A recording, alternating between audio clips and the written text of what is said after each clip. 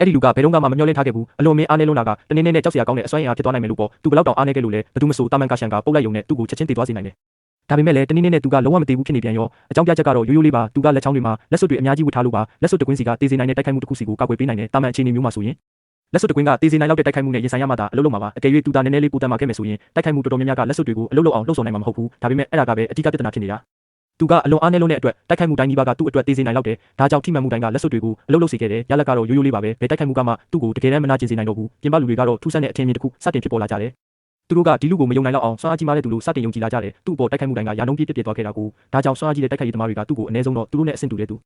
ူဒါမှမဟုတ်သူတို့ထက်အများကြီးအဆင့်မြင့်တဲ့သူတယောက်လိုတောင်ဆက်ဆံလာကြတယ်သူ့ရဲ့စွမ်းအားဆိုတာတကယ်တော့အခြားလူတွေရဲ့စိတ်ကူးစိတ်တမ်းထဲမှာပဲရှိနေတာပါပြီးတော့ဒီရာအားလုံးရဲ့အစကတော့တကယ်တော့သူ့ရဲ့ငယ်ချင်း9ယောက်စီကနေညှစ်ဖျားခံခဲ့တာပါအဲ့ဒီတော့ကသူတို့တွေကတိတစ်ခုပေးခဲ့ကြတယ်ကြီးလာရင်အတူတူယတနာရှာဖွေသူတွေဖြစ်ကြမယ်လို့ပေါ့ယတနာရှာဖွေသူတွေဆိုတာယတနာတိုက်တွေကိုလိုက်လံရှာဖွေစူးစမ်းသူတွေဖြစ်ကြတယ်အစပိုင်းမှာတော့ဂျက်ကစိတ်ပိုင်းဖြတ်မှုတွေနဲ့ပြည့်နေနေခဲ့တယ်ဒါပေမဲ့အဖွဲ့အနေနဲ့သူတို့ရဲ့ပထမဆုံးခရီးစဉ်မှာ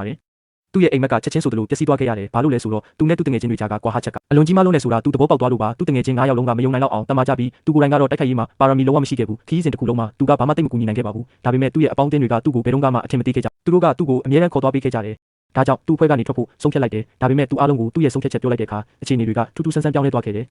သူတို့အားလုံးကတညီတညွတ်တဲ့သူ့ကိုအဖွဲ့ကောင်းဆောင်ခံဖို့ဆုံးဖြတ်လိုက်ကြတယ်အကြောင်းပြချက်ကတော့ရိုးရိုးလေးပါဂျာကဈေးညီနိုင်တာနဲ့ဆက်သွယ်ပြောဆိုရေးမှာအလွန်တော်လုံးပြီးသူပြောသမျှအရာအားလုံးကအမြဲတမ်းရင်ထဲကလာလို့ပါတိုက်ခိုက်နိုင်စွမ်းပိုင်းမှာတော့သူတို့ကဂျက်လည်းတမရမယ်လို့အလိုလျောက်ယူဆလိုက်ကြတာပါဘာပဲဖြစ်ဖြစ်သူတို့ကိုယ်တိုင်ကအလွန်တမနေကြပြီလေဒါကြောင့်သူတို့ရဲ့စိတ်တည်ထဲမှာဂျက်ကသူတို့ထက်တောင်ပိုပြီးတမရမယ်လို့ယုံကြည်သွားကြတာအဲ့ဒီလိုနဲ့ပဲကြီးမားတဲ့နားလည်မှုလွဲမှားချက်တစ်ခုစတင်ခဲ့ပါတော့တယ်မျက်စိတမိတ်တွင်းမှာတင်နှစ်အနည်းငယ်ကုန်းဆုံးသွားခဲ့ပြီးသူ့ရဲ့ဘီလူအဆင့်ရှိတဲ့အဖွဲ့ဝင်9ယောက်ရဲ့ဦးဆောင်မှုနဲ့အတူသူတို့အဖွဲ့ဟာတဖြည်းဖြည်းနဲ့ကမ္ဘာအတန်မာဆုံးအဖွဲ့တွေကတစ်ခုဖြစ်လာခဲ့တယ်ပြီးတော့ခေါင်းဆောင်တစ်ယောက်အနေနဲ့ဂျက်ရဲ့နာမည်ကျော်ကြားမှုကပိုပြီးတော့တောင်ချဲ့ကားလာခဲ့တယ်ဘာလို့လဲဆိုတော့သူတိုက်ခိုက်တာကိုဘယ်သူမှမမြင်ဘူးကြလို့ပါသူကပိုပြီးလှုပ်ဝက်ဆန်းကျင်လေလူတွေကသူ့ကိုပိုပြီးကြောက်ရွံ့လေပါပဲဒါကြောင့်ကောလာဟာလာတွေကပိုပြီးတော့ရေစရာကောင်းအောင်ကြီးထွားလာခဲ့တယ်နောက်ဆုံးမှာတော့အားလုံးကယုံကြည်သွားကြတ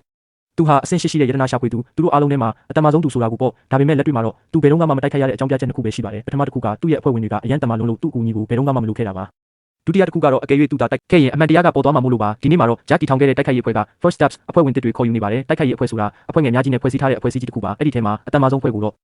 Guiding Soul လို့ခေါ်ပါတယ်ဂျက်နဲ့သူ့ရဲ့ငယ်တငယ်ချင်းတွေတွဲဖက်ထားတဲ့အဖွဲ့ပေါ့ဒီအဖွဲ့ဝင်အစ်စ်ခေါ်ယူပွဲအတွက်ဂျက်လည်းရှိနေပေးရမှာပါဒါပေမဲ့သူ့အထက်ကိုမဝင်ရသေးပါဘူးအကြောင်းပြချက်ကတခုတည်းပါသူ့အိယာထနောက်ကျသွားလို့ပါဒါကြောင့်သူကပွဲကျင်းပတဲ့နေရာတွေကိုတိတ်တိတ်လေးခိုးဝင်ဖို့ကြံစီနေတာဒါပေမဲ့အဝင်ဝနာမှာတင်မင်းကလေးတယောက်ကသူ့ကိုရုတ်တရက်လာစကားပြောပါတယ်သူမနာမည်ကလို့လည်းသူမကစောင်းရတာပြင်းလို့စကားပြောခေါ်ရှာနေတာလို့ပြောပါတယ်သူမကသူမအဆင့်သုံးရှိတဲ့ယတနာရှာဖွေသူလို့မိတ်ဆက်ခဲ့တယ်သူမကဂျက်ကိုပဲဆင့်လဲလို့မိခန်းနီးမှာပဲအနာကထွားထွားကြိုင်ကြိုင်လူတယောက်ကရုတ်တရက်ကြားဖြတ်ပြောလာတယ်သူကအဆင့်သုံးဆိုတာမညံ့ပေမဲ့လည်း First Steps အဖွဲ့ထဲဝင်ဖို့တော့အဝေးကြီးလိုသေးတယ်လို့ပြောလိုက်တယ်အဲ့ဒါကရူဒါကိုချက်ချင်းဒေါသထွက်သွားစေတယ်သူတို့နှစ်ယောက်ထိုးနေရမှာတင်တိုက်ခိုက်တော့မလို့ဖြစ်သွားကြတယ်ကံကောင်းထောက်မှစွာနဲ့အဆောင်တွေကအချိန်မီတတိထားမိသွားလို့ပါသူတို့ကတိုက်ခိုက်ရင်အရေးချင်းချက်ချင်းအပယ်ခံရမယ်လို့တတိပေးခဲ့တယ်အဲ့ဒီတော့မှသူတို့နှစ်ယောက်ချက်ချင်းစိတ်ငြိမ်သွားကြတယ်ဒီဖြစ်ရက်ကဂျက်ရဲ့မိသူမိဘဖြစ်ကြောင်းပေါ်လူမိဘဖြစ်ခဲ့ပေမဲ့ကံကောင်းစွာနဲ့ပဲဘယ်သူမှသူ့ကိုတတိမထားမိခဲ့ကြပါဘူးဂျက်ကပွဲကျင်းပတဲ့နေရာတွေကိုအောင်မြင်စွာခိုးဝင်နိုင်ခဲ့တယ်လူတက်ကတော့ဒီနေရာကိုတစ်ခါမှမရောက်ဘူးလားထင်ရှားပါတယ်သူမကဂျက်ကိုဘဲဖွဲ့တွေရောက်နေလဲဆိုတာစူးစမ်းလို့စိတ်နဲ့မေးခဲ့တယ်သူဒီနေရာကို9ကြိမ်မြောက်ရောက်ဘူးလားလို့ကြားတဲ့အခါ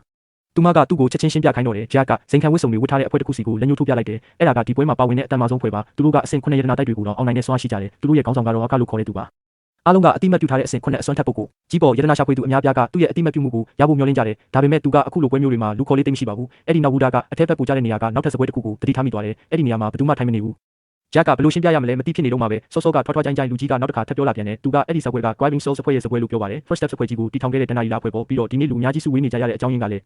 Guiding Soul ရဲ့အဖွဲ့ကောင်းဆောင်ခွဲကဒီနေ့အဖွဲ့ဝင်အစ်စ်တွေခေါ်ယူမယ်လို့ကြားထားကြလို့ပါအဲ့ဒီအချိန်မှာတင်လူအုပ်ထဲမှာရုတ်တရက်ရုံးရင်ဆန်ခက်ဖြစ်သွားတယ်စပင်နီယောင်နဲ့ယတနာရှာဖွေသူတယောက်ကကိုယုံကြည်မှုတွေလွန်ကဲနေပြီးခွဲရဲ့အဖွဲ့တွေကိုဝင်ကျင်တယ်လို့ကြေညာလိုက်တာပါဒါပေမဲ့ခွဲကအခုထိပေါ်မလာသေးတဲ့အတွက်သူကအတန်ကျကျနဲ့စတင်ညှဉ်းညူပါတော့တယ်အဲ့ဒီအချိန်မှာမင်းကလေးတယောက်ကရုတ်တရက်ရှိထွက်လာပြီးအေးဆက်ဆက်နဲ့ပြောလိုက်တယ်သူ့ရဲ့စွမ်းအားကခွဲရဲ့အဖွဲ့ထဲဝင်ဖို့အဝေးကြီးလိုသေးတယ်လို့ပေါ်စပင်နီနဲ့ယတနာရှာဖွေသူကချက်ချင်းဒေါသပေါက်ကွဲသွားပြီးသူမကိုစိန်ခေါ်တိုက်ခိုက်တော့တယ်သူတို့နှစ်ယောက်လုံးကအဆင့်လေးရှိတဲ့ယတနာရှာဖွေသူတွေပါတိုက်ပွဲတစ်ခုဖြစ်တော့မယ့်အခြေအနေမှာဒါပေမဲ့ကွက်တီအဲ့ဒီအချိန်မှာပဲဂျက်ကရုတ်တရက်အလုံးမကောင်းတဲ့ခံစားချက်တစ်ခုရလိုက်တယ်သူကချက်ချင်းပဲတိတ်တိတ်လေးပြန်လှည့်ဖို့ပြင်ဆင်လိုက်တယ်